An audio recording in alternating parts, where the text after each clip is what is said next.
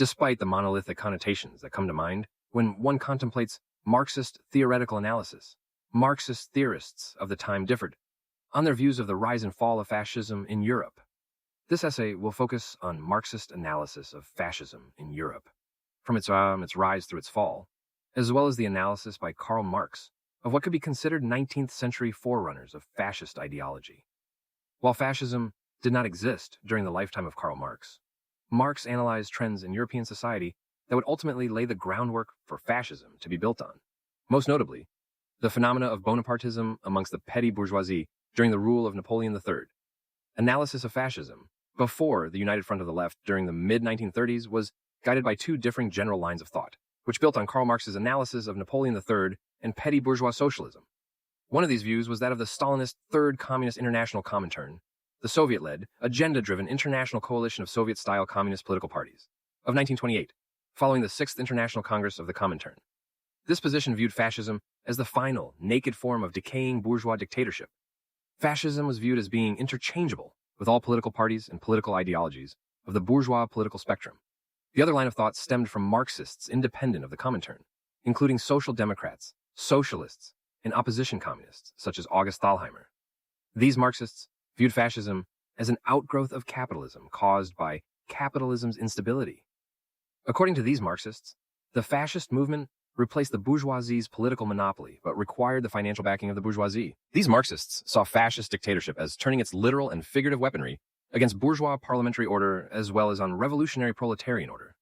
In sum, building on Karl Marx's analysis of history, particularly of Napoleon III, Soviet-leaning Marxist theoreticians considered both fascism and all political parties participating in bourgeois governments as fascist, while the more independent Marxists differentiated between fascism and the range of non-Soviet socialist, social democratic, and democratic parties. Marx took note of varying strains of thought that occurred among different classes of Europeans during the 19th century, notably the capitalist bourgeoisie, the increasingly radical proletariat, and the petty bourgeoisie. Marx viewed the petty bourgeoisie, who were the small, non-exploitative capitalists at the grassroots level of society, to be a doomed class that was constantly being thrust into the proletarian class by the economic conquest of the big capitalists of the bourgeoisie. Because of the petty bourgeoisie's position between the big imperialistic bourgeoisie and communistic proletariat, the petty bourgeoisie often fears both classes or deludes itself into thinking it can somehow join the bourgeoisie. Marx saw this type of thinking as leading to the petty bourgeoisie's support of a singular dictator who could fend off the excesses of big capital or the radicalism of the proletariat. Marx believed this to be a large factor which led to the ascendancy of Napoleon III in France. 20th century Marxists often used Marx's critique of Napoleon III and the petty bourgeoisie to understand the rise of fascism in 20th century Europe. According to Comintern members during the 6th Congress of the Comintern, fascism was defined as being interchangeable with all forms of capitalist government, including social democratic political parties. This theory was ideologically grounded in the idea that fascism is the form that capitalism takes once it begins to decay in the face of the rising proletariat and can no longer maintain the facade of democracy. The term social fascist was used to describe Marxist rivals of the Comintern who embraced social democratic parliamentary or other non-Soviet methods of promoting Marxist socialism, communism. Hostility towards these lines of thought stemmed from Stalinist, Soviet ideals and interests. Rivals for the allegiance of the workers, social democratic parties had a following among the coveted proletarian working class. In addition, social democratic institutions, such as the German social democratic government, were openly hostile to Stalin and the Soviet Union. In fact, the German social democratic ministries used violent methods to put down German communist activists, such as the massacre of communists during the 1929 Berlin May Day parade. The springboard that was used by Marxists of the 20th century to understand fascism was Karl Marx's theoretical and political writing, The 18th Brumaire of Louis Bonaparte, 1852. In this work, Marx described the plight of French petty bourgeois peasants, or small landowning peasants, during the 19th century. In the Communist Manifesto, 1848, Marx and his colleague, Friedrich Engels, viewed the petty bourgeoisie as a benign class with no agency, whose self-sustaining, non-exploitative mode of production was going to be crushed due to the ascendancy of the big bourgeois order and the resulting proletarian revolt against that order. Therefore, the petty bourgeoisie would tend to embrace reactionary or conservative forms of ideological offense against its class rivals, the bourgeoisie and proletariat. These ideas took form in what Marx termed a reactionary socialist ideal that wished for pre-capitalist social order and pre-capitalist property relations without having to endure what Marx considered the necessary capitalist stage of history. This gap undermines what Marx viewed as the chronological stages of historical evolution: primitive communism, slavery, feudalism, capitalism, socialism, and eventually communism. The solution for these 19th century French peasants was to reach out for a despotic savior. Karl Marx viewed this person as coming in the form of Napoleon III. Marx stated, Bonaparte represented a class, and the most numerous class of French society at that, the small land-holding peasants. Marx went on to describe the nature of the order that was needed by the peasant petty bourgeoisie due to their inability to promote themselves as a class. Their representative must at the same time appear as their master, as an authority figure over them, an unlimited governmental power which protects them from other classes and sends them rain and sunshine from above. Marx viewed those who desired this order as reactionary, since they did not want to join the revolutionary working class to overthrow the remnants of the old feudal order and the current bourgeois order, and thereby create a socialist order. Marx viewed these petty bourgeois peasants as feeling alienated by bourgeois hegemony, but paranoid about what proletarian revolution might bring. Therefore, to protect themselves, they preferred to cling to their meager holdings by calling on the Napoleonic despotic order of the past, which had improved conditions for the early 19th century French peasantry. In addition to the support base of the petty bourgeoisie, there was also the toleration of the Napoleonic order by the bourgeoisie. This toleration stemmed from the bourgeoisie's inability to quell the revolutionary flames of the rising proletariat. Marx described the bourgeoisie's attitude toward the petty bourgeoisie and proletariat by explaining, the bourgeoisie in truth is bound to fear the stupidity of the masses so long as they remain conservative, and the insight of the masses as soon as they become revolutionary. According to Marx, the weakened bourgeoisie was unable to prevent the collapse of bourgeois social hegemony through its parliamentary system. Therefore, the option of Napoleonic dictatorship and delusional conservative masses was preferable to bourgeois parliamentary order and angry revolutionary masses. Marx characterized this type of bourgeois response by describing the response of the French bourgeoisie when their hegemony was threatened. Only the chief of society of December 10 can save bourgeois society. Only theft can save property. Only perjury can save religion. Only bastardy can save the family. Only disorder can save order. Thus, only by using methods contradictory to traditionally held bourgeois ideals could the ideals of the bourgeoisie be saved. Marx went on to describe the dilemma faced by Napoleon III, which was later faced by fascist dictators of the 20th century, such as Benito Mussolini. This dilemma was what Marx described as trying to be a patriarchal benefactor of all classes. However, according to Marx, in order for the dictator to benefit one class, he must take from another. Therefore, in order to distract the opposed classes and maintain national stability, the parity of imperialism must be utilized by the state. Marx explained the nostalgia with which the peasant petty bourgeoisie viewed the imperialistic Napoleonic order. The army was the point d'honneur of the small land-owning peasants. It was they themselves transformed into heroes, defending their new possessions against the outer world, glorifying their recently won nationhood, plundering and revolutionizing the world. The uniform was their own state costume. War was their poetry. The small holding, enlarged and rounded off in imagination, their fatherland, and patriotism the ideal form of the sense of property. 20th century Italian Communist Party, PCI leaders, Antonio Gramsci and Palmiro Togliatti, described similar dynamics driving Mussolini's invasion of Ethiopia.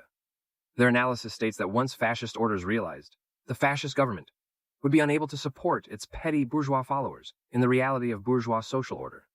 Therefore, these contradictions could only be overcome by crystallizing fascist political hegemony and transferring fascist militarism to an external plane through imperialist war. The everyday pro-Soviet communists in countries dealing with fascism, such as early 1930s Germany, have been characterized by historiographers such as Shelley Baranowski for their macho bearing and their admiration for the Soviet experiment.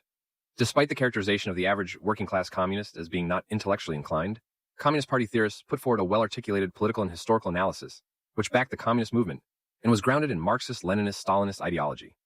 Beginning in 1928, with the Comintern's Sixth Congress, the organizational focus of Bolshevik party policy in the USSR and international communist political parties became overwhelmingly the well-being of the Soviet Union in pursuit of Soviet interests. Therefore, when Comintern policy from this period is analyzed, Stalinist Soviet interests are factored into the understanding of Comintern policy. The hallmark of Comintern policy following the Sixth Congress was the decree against social fascism. The label social fascist was applied by the Comintern to moderate working class and Marxist political parties, categorizing them as a cloak for what the Comintern viewed as the true nature of bourgeois dictatorship, fascism. Fascism was defined by the Sixth Congress as the final form of bourgeois society, that is, a naked, direct terrorist dictatorship that represented the ruling bourgeois class, and utilized demagoguery to cultivate a base from petty bourgeoisie, intelligentsia, and other disenfranchised elements from society. In order to understand this line of thought beyond a purely theoretical analysis of how social democracy and fascism were linked to bourgeois order, one should also understand that social democratic political parties were anti-Soviet and openly worked with bourgeois states in opposition to the Soviet Union.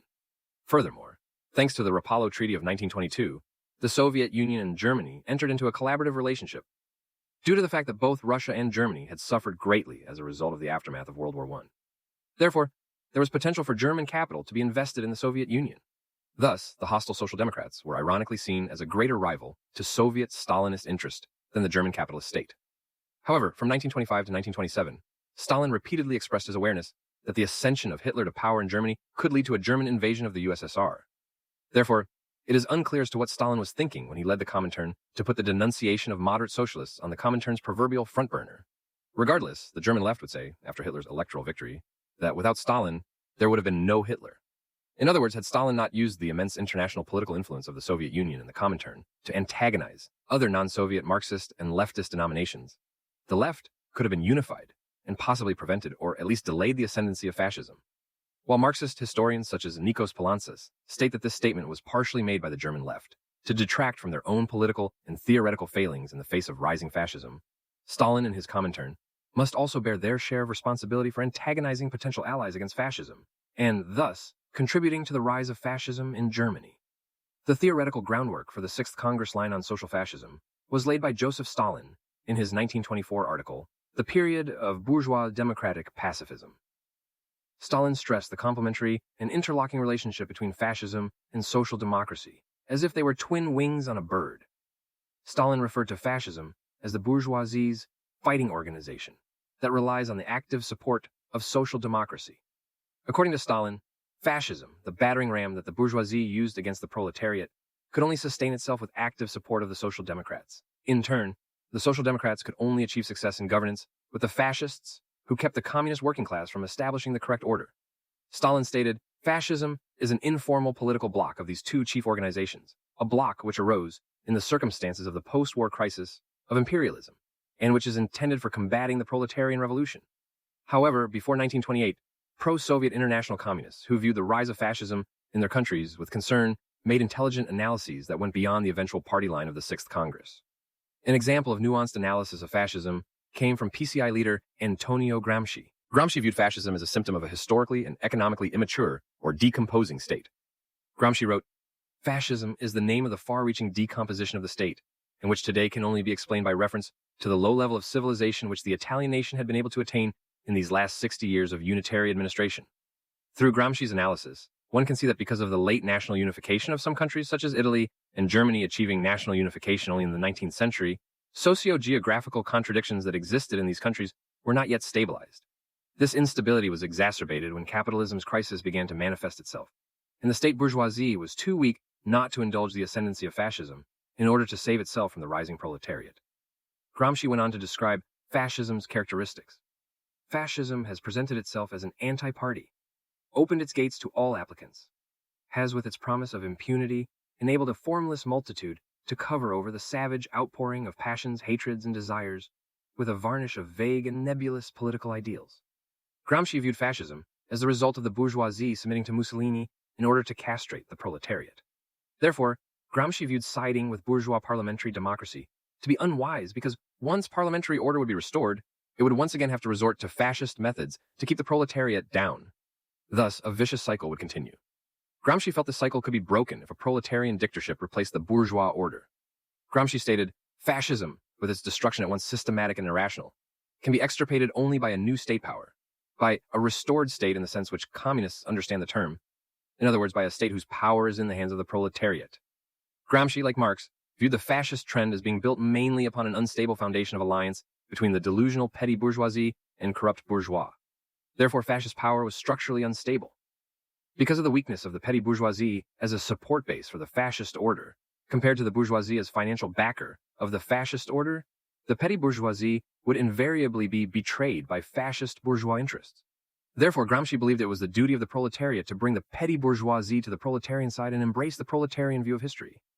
Gramsci explained, It is the task of the revolutionary workers and peasants to take advantage of this and infuse the oppressed and defenseless masses with a clear conscience of the real situation in class struggle and of the means to defeat arrogant capitalist reaction. Gramsci's fellow PCI leader, Palmiro Togliatti, at first, also viewed fascism in a more nuanced way from the Comintern's social fascist line, though Togliatti would later embrace the line after the Sixth Congress. Togliatti initially advocated analyzing fascism by applying differentiated methods of analysis that lies at the roots of Marxist politics. He denounced the defining of fascism as interchangeable with bourgeois order. Togliatti felt that fascism, while supported by bourgeois economic interests, was not simply a bourgeois reaction, but was rather a particular specific type of reaction. And we, PCI, must understand fully the precise nature of its peculiarity. In 1928, Togliatti described his initial view of fascism. Fascism was not simply a capitalist reaction. It embraced many other elements at the same time. It comprised a movement of the rural petty bourgeoisie masses. It was also a political struggle, waged by certain representatives of the middle and small bourgeoisie against sections of the traditional ruling classes. It was an attempt to create a comprehensive organization, covering the whole country, to regroup a fraction of petty bourgeois under the direction of déclassé elements, ex-officers, unemployed professionals. Finally, it is a military organization which claimed the ability to take on the regular armed forces of the state with some probability of success. Embracing all these elements besides capitalism's development was bound to be complex. However, following the Sixth Congress, the PCI adopted the Comintern's social fascist line, combining the logic of economism with political opportunism. The PCI's views were economist because they believed that if a political party, nation-state, or class utilized capitalist economics, it would to make the said political party, nation-state, or class fascist. This line of thought is in keeping with the Sixth Congress line that fascism was the final incarnation of bourgeois capitalism. The PCI was opportunistic in the sense that by following the Sixth Congress, it officially viewed that the counter-revolutionary thinking that accompanied fascist ascendancy created a type of radical psychology that could be converted into proletarian revolutionary thinking. This volatility, in turn, could be steered to lead to communist ascendancy. In keeping with the Comintern and PCI party line, Togliatti changed his tone completely, stating in his 1933 article, On the German Situation, that social democracy had become a part of bourgeois society and had become the twin sister of fascism, social fascism. Not all members of the PCI arrived at the idea of social fascism after the Sixth Congress. In his 1922 Rome thesis, Amedeo Bordiga, a PCI leader, was feverishly attacking socialists and social democrats for their role in aiding in and becoming a part of bourgeois hegemony in Italy. Bordiga asserted only in a further perfecting of the democratic state, in which the reality of bourgeois dictatorship can be concealed even more successfully, can the bourgeoisie achieve its goal. This will be attained with the formation of social democratic government. Bordiga, further in line with the Sixth Congress's idea of fascism as embodying a final phase of bourgeois order, stated that fascism is the inevitable consequence of the development of the present regime. German Communist Party, KDP leader Ernst Thälmann echoed Stalin's views on the brotherhood of social democracy and fascism in his 1932 article, The Revolutionary Way Out and the KDP. The same mindset that befell the PCI after the Sixth Congress also befell the KDP as a whole. In his article, Thälmann argued that social democracy enabled fascism, extended the life of capitalism, and rivaled Bolshevism, the ultimate solution to the fascist problem. Thälmann viewed Stalin's analysis of fascism as clearly characterizing the essence of social democracy and viewed the German Social Democratic Party, SPD, as the greatest threat to the communist proletarian revolution. This was because, in the eyes of Thälmann, the SDP not only helped the fascist cause, but also had a large following among the German working class. Thälmann felt that this could in turn lead the working class into the arms of fascism and thus defend the institution of bourgeois fascism. For Thälmann, Hitler and his fascist movement could not be defeated until the SDP was first defeated. Thälmann affirmed, "We must convince them, the proletariat, that Hitler's party cannot be defeated until the mass influence of the SDP, especially among proletariat, has been destroyed.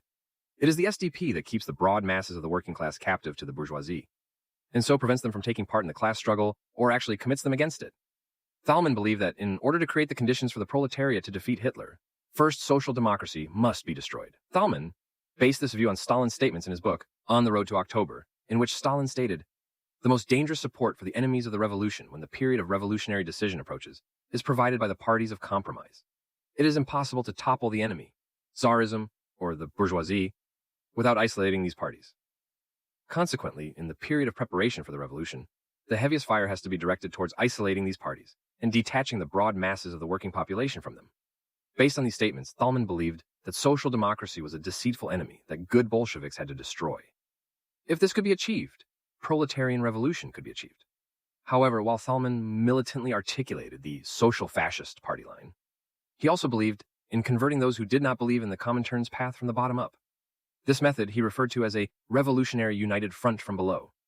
Thalmann stressed the importance of patient, systematic, comradely persuasion of the social democratic, Christian, and even national socialist workers to convince them of the treachery of their leaders. However, Thalmann was adamant that there should be no cooperation from top-down party levels between the movements of social fascism and its left variants. Instead, he felt that a united front could be built from the bottom up by winning the hearts and minds of the non-believers. In addition to the line of thinking that came from members of the Comintern, there was also a vast array of Marxists from socialist, social democratic, and Soviet opposition communist parties who viewed the matter of fascism differently from the Comintern's line of social fascism. These Marxists tended to view fascism not as being interchangeable with bourgeois parliamentary or social democratic order. Rather, they viewed fascism as a hostile reaction against bourgeois and proletarian order that was backed financially by a bourgeoisie who desperately feared their proletarian rivals. Through the writings of Italian socialist Giovanni Zibordi, German opposition communist August Thalheimer, Soviet founder Leon Trotsky, and leader of the Second Social Democratic Communist International Comintern, Karl Kautsky, one can find a more nuanced view of fascism than the fairly simplistic social fascist line of the Third Soviet-based Comintern. Since many of the Marxist movements in opposition to the Comintern did not view fascism to be interchangeable with other forms of bourgeois order, calls for a temporary top-down united front were issued in order to stop the snowballing fascist threat. However, while Soviet opposition Marxists differed with the Soviet line on certain issues dealing with the definition of fascism, there was also agreement on certain elements of fascism, such as its connection to the petty bourgeoisie, its connection to the crises of capitalism, its financial support from the bourgeoisie, and its naked terroristic character. In his 1922 article, Towards a Definition of Fascism, Giovanni Zibordi, a member of the Italian Socialist Party, PSI, explained the origins of the fascist mass base as stemming from a failure on the part of the proletariat to properly educate the petty bourgeoisie, World War I veterans, and various white-collar toilers. According to Zibordi, the proletariat, in its militant opposition to bourgeois dictatorship and the collapse of bourgeois order, alienated its potential class allies and drove them into the arms of fascism, the system born from the bourgeois order that the proletariat hated, by oversimplifying the nature of the petty bourgeoisie, white-collar toilers, and war veterans as being interchangeable with bourgeois oppression of the proletariat. The proletariat inadvertently strengthened the hand of their bourgeois and fascist rivals. Zibordi observed, "Our political movement has shown itself to be indifferent to these classes, if not actually hostile to them. The manual working class, in its crudeness and one-sided oversimplification, seemed eager to consider its own work alone as useful and meritorious, and regarded the well-dressed with distrust and suspicion, even if they were employed in necessary professions." Zibordi went on to state, "We give the term bourgeois to a strata that are merely middle class in intelligence, education, style of life, and dress, but which are proletarians and workers with their brain." Zibordi believed that the petty bourgeois and toiling classes should have nothing to fear from future proletarian order. On the contrary, under proletarian hegemony, these classes could begin to work freely according to their abilities, as opposed to their existence under bourgeois hegemony, in which they remained intellectually, socially, and historically constricted. Zibordi was also concerned with the proletarian reaction of denouncing World War I veterans personally as a means to denounce the evil of bourgeois imperialism. Zibordi stated that the proletariat identified World War I with any symbol that evoked a memory of the war. Therefore, the young, impoverished, exploited, displaced veterans of World War I, whom Zibordi believed should be shoulder to shoulder with the proletariat, instead came into the crosshairs of proletarian dissent. By the proletariats attacking the soldiers, who were the tools of bourgeois imperialism, instead of attacking the bourgeoisie as the architects of bourgeois imperialism, the proletariat became unable to understand the mind of the war veterans and, in turn, would lose a valuable ally. Referring to the Italian proletariat, Zibordi stated, "The proletariat identified the war with everything that was its visible reminder. It vented its hatred on the uniform, the flag, on the soldiers themselves. It failed to understand or appreciate. It did not have the ability or judgment to assess the state of mind of those who had fought with conviction and who returned home with understandable pride. And only a fighting unity with the social democratic workers can bring victory. Make haste, worker communists, you have very little time left." Karl Kautsky could be arguably considered either the most orthodox or unorthodox Marxist described in this paper. Kautsky could be considered the most orthodox in his Marxist principles because of his adamant belief in necessary economic and democratic conditions needed to build an order of proletarian hegemony. On the other hand, he could be considered most unorthodox, or arguably heretical, because of the sometimes blurry line he used to differentiate between bourgeois and proletarian democratic orders, especially regarding the evolutionary road to proletarian hegemony. Kautsky was considered a leader of the defunct precursor of the Comintern, the Second International. He differed from his Bolshevik-minded counterparts in that he had an evolutionary methodology to achieve proletarian socialism, as opposed to the revolutionary methodology embraced by Bolshevik, as well as other radical socialist and communist parties. Kautsky's unique Marxist methodology, which combined orthodoxy and unorthodoxy, may be seen as a reflection of his upbringing. Kautsky was born in Prague, to Bohemian Jewish middle-class parents. Kautsky's father was a painter, while his mother was a novelist, actress, and admirer of Friedrich Engels. One may put forward the idea that the creativity of his family environment gave him the mental flexibility to view Marxism in a less rigid way. However, from 1885 to 90, Kautsky worked with Engels, one of the cornerstones of Marxist orthodoxy, and published his internationally renowned study of Marxist economics, the economic doctrines of Karl Marx. Kautsky's synthesis of Marxist theoretical orthodoxy and unorthodoxy caused him to be internationally revered during the time of the Social Democratic Second International. However, Kautsky's worldview also resulted in a naivete which was seen in his pre-World War I belief that bourgeois order had evolved to a point of rationality that rejected the brutal types of war that had been seen in pre-capitalist epochs. This perception of history led to Kautsky's initial conditional support for World War I, believing the war could be fought as a brief war of self-defense. This view discredited Kautsky and mortally wounded the Second International. Kautsky was a militant advocate of democratic conditions being a necessary precursor to the attainment of proletarian hegemony. Instead of advocating violent revolution, Kautsky's method of achieving socialism was a slow, cautious utilization of bourgeois parliament. Kautsky was adamant in his denunciation of the political system of the Soviet Union, seeing it as undemocratic, violent, and lacking in the proper conditions for a democratic proletarian order. Kautsky declared, "The anti-capitalist elements who seek their salvation in a dictatorship are just as much opposed to the democratic wing of the proletariat as the dictatorship inspired by capital." Kautsky believed in a genuine benevolent and democratic side to bourgeois hegemony, which he believed could evolutionarily create conditions for proletarian hegemony. In his essay, Hitlerism and Social Democracy, Kautsky stated, "On the whole, humanitarian ideas have continued to grow among the peoples of capitalist states." Kautsky did not see capitalism, as a whole, as being responsible for war during the epoch of bourgeois hegemony. Instead, he felt that war predated capitalism and that in the 19th century, there was a pacifistic quality to capitalist industry. Kautsky blamed the bloodbath of World War I on a combination of the capitalist shift into a monopoly mode and the infiltration of the bourgeoisie by old militaristic classes. In section 4 of Kautsky's essay, Hitlerism and Social Democracy, titled The Brutality of Latter-day Capitalism, Kautsky does not clearly differentiate between democracy under bourgeois parliamentary rule and the democracy of workers' councils under Soviet Party rule or, for that matter, another hypothetical type of proletarian rule. Because Kautsky believed in a good element of the bourgeoisie and the potential evolutionary utilization of this good element by the social democratic proletariat, Kautsky did not categorize fascism as a tool used by the bourgeoisie to ensure its socioeconomic hegemony. Rather, Kautsky viewed the phenomena of fascism, in this case Nazi Germany, as a bestial manifestation of violent elements in post-World War I Europe. While Kautsky detested the Soviet government in his writings, he admitted that there was a noble proletarian ideal mixed into the undemocratic methods of the Bolsheviks. Kautsky stated of his bitter Bolshevik ideological rivals, "Nevertheless, they have remained a party striving toward a higher order of society." However, no such ideal existed in Kautsky's mind regarding National Socialism, or Nazism, which he saw simply as an enemy of democracy on all fronts. Kautsky predicted, Hitler's dictatorship may therefore claim the sad distinction of being superior to all other dictatorships in bestiality. While Kautsky did not approve of the reign of terror during the French Revolution, he acknowledged that at least the terror was occurring during a time of war and uncertainty. However, Kautsky viewed Nazism to be especially despicable because it terrorized, killed, and tortured people during peacetime. In this vein, Kautsky described the fascist phenomena in Germany, a true reign of terror on a mental level that permits the use of malicious knavery as a political method in time of peace has been introduced to history only by the brown shirt heroes.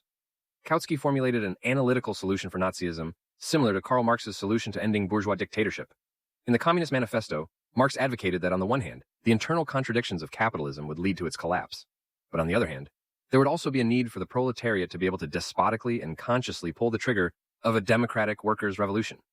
Kautsky viewed the solution to Nazism in a similar manner. Kautsky explained that, due to its undemocratic and violent nature, the Third Reich would, by the very nature of the inevitable evolution toward democratic proletarian hegemony, in condition of general decay. However, while Kautsky denounced the use of political terror, he understood that because of the nature of the Nazi threat, the proletariat living under Nazi rule must use illegal, undemocratic, conspiratorial means to put itself back on a path to parliamentary, democratic evolution to socialism. While Kautsky viewed this as regrettable, he felt the proletariat should not be prevented from using every effective means in the fight against fascism, even when it can only be waged by dictatorial, undemocratic ones. However, Kautsky believed that after the Nazi threat was abolished and social democracy could evolutionarily bring about proletarian hegemony, the ideals of liberty, equality, and fraternity could be achieved. During the 7th Congress of the Comintern, in 1935, the social fascist line was dropped in favor of the policy of a front of the working class, regardless of Marxist denomination. This new line was articulated by Bulgarian communist leader Georgy Dimitrov in his speech, The Working Class Against Fascism. While Dimitrov blamed social democratic leadership's revolutionary weakness for the rise of fascism, and stated that had a Bolshevik method of Marxism been followed, fascism would never have ascended, Dimitrov earnestly called for a united anti-fascist proletarian front. Dimitrov called for a genuine mass struggle, which would have made the fulfillment of the fascist plans of the German bourgeoisie more difficult. In a bit of Orwellian bravado, Dimitrov totally ignored the passion with which the Comintern advocated the social fascist line during the 6th Congress, and insisted that Communist Party requests for a united front had been repeatedly rejected by Social Democratic Party leaders. Now, it is true that Social Democratic Party leaders had been openly hostile to the Soviet Union, but to ignore the mutual hostility of the Comintern during the 6th Congress is objectively ludicrous.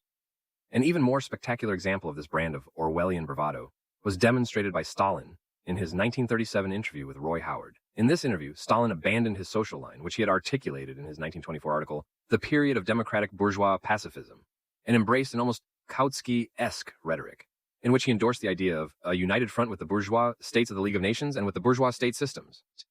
I think the positions of the Friends of Peace are becoming stronger. The Friends of Peace can work openly. They rely on the power of public opinion. They have at their command instruments like the League of Nations. American democracy and the Soviet system may peacefully exist side by side and compete with each other, but one cannot evolve into the other. The Soviet system will not evolve into American democracy, or vice versa. We can peacefully exist side by side if we do not find fault with each other over every trifling matter. However, during the 7th Congress, Dimitrov did also make it a point to explain how a number of serious mistakes were made by communist parties in the struggle against fascism, specifically by underestimating the seriousness of the threat of fascism. Dimitrov stated, "In our ranks there were people who intolerably underrated the fascist danger, a tendency which has not everywhere been overcome to this day. After fascism was defeated in World War II, Marxists from this era continued to analyze the episodes of fascism. Most notable was Italian communist Amedeo Bordiga, who would continue to build on the idea of the interchangeability of bourgeois and fascist order in his provocative Marxist critique of the Holocaust after World War II. In his article, Auschwitz or the Great Alibi, Bordiga attempted to denounce post-war capitalist countries by linking modes of production in Germany as being culpable for the Holocaust, not Nazi anti-Semitism. Bordiga argued that because of the economic strain on profit when capitalism overproduces goods, the bourgeoisie must thrust their commodified workers into unemployment, which can in turn lead to poverty, starvation, or death. Since many of the Jews who died during the Holocaust had been members of the doomed petty bourgeoisie class, Bordiga viewed the trend of capitalist termination of wage slaves to have been superimposed on a more abstract level of class conflict. According to Bordiga, the bourgeoisie, naively backed by the reactionary Gentile petty bourgeoisie, sought to begin destroying the needless appendage of the petty bourgeoisie class. The bourgeoisie would begin the destructive processes by starting with the Jewish petty bourgeoisie, who were denounced because of the Gentile petty bourgeoisie's racism. This racism originated as a result of the petty bourgeoisie's reaction to its being destroyed at the hands of the bourgeoisie. Bordiga wrote, "The petty bourgeoisie reacted by sacrificing one of its parts to the horrible economic pressure, to the threat of diffuse destruction that rendered uncertain the existence of each of its members, hoping in this way to save and ensure the existence of others." Through the Marxist analysis of fascism presented in this thesis, one can see a spectrum of intellectual vitality that occurred both in the analysis of independent-minded Marxists, as well as in the minds of the Marxist vassals of the Comintern. These radical thinkers were able to build on the cornerstone of Karl Marx's analysis of history and arrive at original solutions to the challenge of fascism. By using Marxist analysis, the theorists mentioned in this thesis were able to gain an understanding of the origins of fascism, of how to combat fascism in their time, and of how the working class should combat fascism in a manner that would theoretically lead to an ideal future. When studying Marxist analysis of fascism, two primary questions may come to mind. Did the content of Karl Marx's theoretical works create a type of thinking that led to disunity among the proletariat or proletariat-oriented political parties? Also, had a Marxist leftist united front occurred earlier, could the rise of fascism have been prevented? The response to the former question is likely no. Karl Marx did thoroughly analyze fascist trends in his critique of Bonapartism. This analysis showed the deep-seated relationship between capitalism and reactionary forms of dictatorship such as Bonapartism. However, in the position of communists in relation to the various opposition parties section of the Communist Manifesto, the pragmatic utilization of political alliances to further the ends of proletarian revolution is encouraged. For example, regarding proletarian political dynamics in Switzerland, Marx writes, in Switzerland, they proletarian communists support the radicals, without losing sight of the fact that this party consists of antagonistic elements, partly of democratic socialists, in the French sense, partly of radical bourgeois. Even Stalin, regardless of whether he was genuine or not, promoted the idea of pragmatic, mutually beneficial cooperation to achieve proletarian ends in his 1947 interview with Harold Stassen. It's not possible that I said that the two economic systems could not cooperate. Cooperation ideas were expressed by Lenin. I might have said that one system was reluctant to cooperate, but that concerned only one side. But as to the possibility of cooperation, I adhere to Lenin, who expressed both the possibility and the desire of cooperation. As to the desire of the people to cooperate, on the part of the USSR and the party, it is possible, and the two countries could only benefit by this cooperation. The answer to the latter question is possibly yes.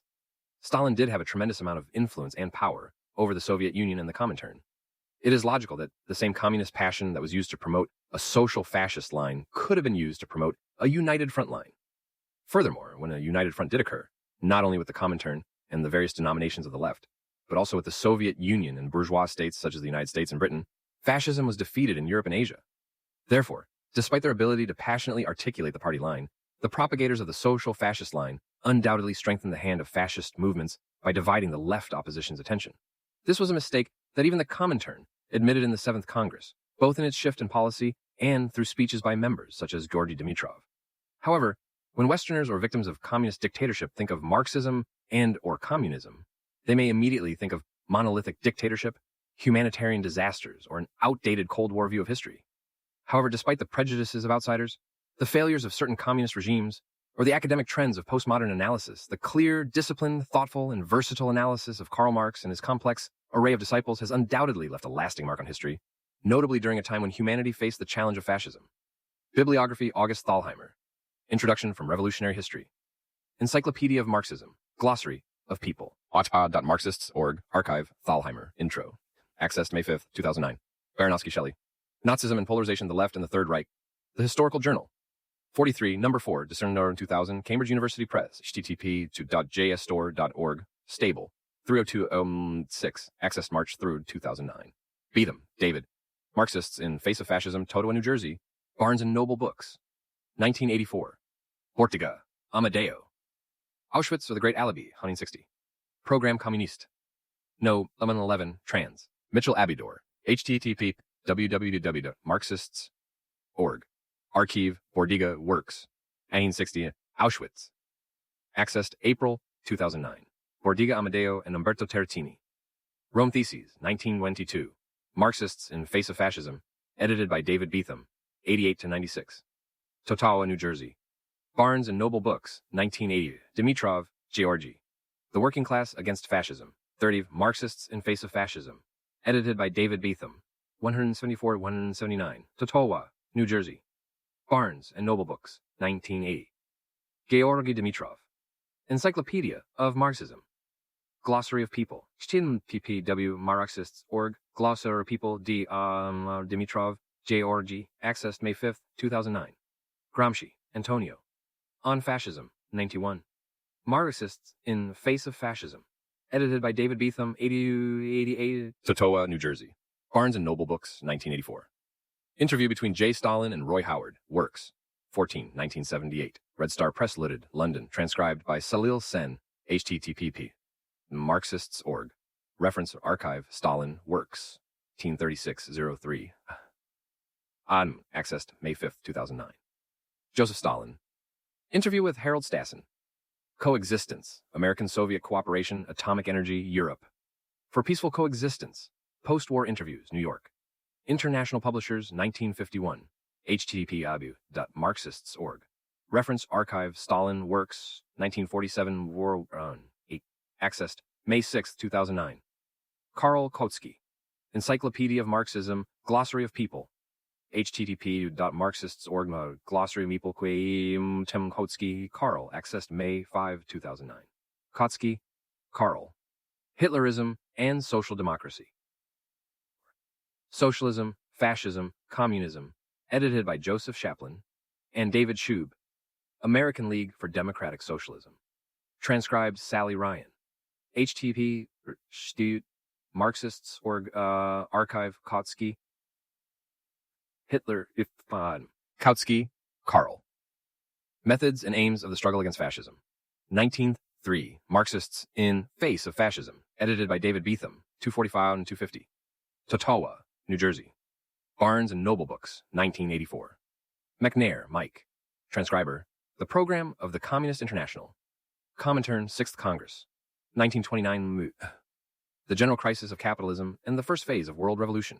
http Marxist.org. History. International. Comintern, 6th Congress. 02. Accessed April 3rd, 2009. Marx Karl, 1852.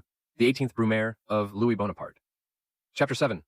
Die Revolution Issue 1. Trans Zodiac. Brian Basajian. Alec Balain, 2006. https w.marxists.org. Archive Marx Works 1852 18th Brumaire Index. HTM. Accessed April 15th, 2009. Marx, Karl, and Friedrich Engels. Communist Manifesto. 1848. Trans Zodiac. Brian Basajian. Alec Balain, 2004. http://marxists.org. Archive Marx Works 1848. Communist Manifesto. Accessed February 22nd, 2009. Poulantzas. Nikos. 1970. Fascism and Dictatorship. The Third International and the Problem of Fascism. Trans. Judith White. Translations edited by Jennifer and Timothy O'Hagan. London. NLB New Left Review Editions. Stalin, Joseph. The Period of Bourgeois Democratic Pacifism. 1924. Marxists in Face of Fascism. Edited by David Beetham. 152-153. Totowa. New Jersey. Barnes and Noble Books. 1984. Thalheimer, August. On Fascism. 28. Marxists in Face of Fascism. Edited by David Beetham. 187-100. Totowa, New Jersey. Barnes and Noble Books. 1984. Thalheimer, August. So-called Social Fascism. 99. Marxists in Face of Fascism. Edited by David Beetham. 195-197. Totowa, New Jersey. Barnes and Noble Books. 1984. Thalmann, Ernst. The Revolutionary Way Out and the KDP. 32. Marxists in Face of Fascism. Edited by David Beetham.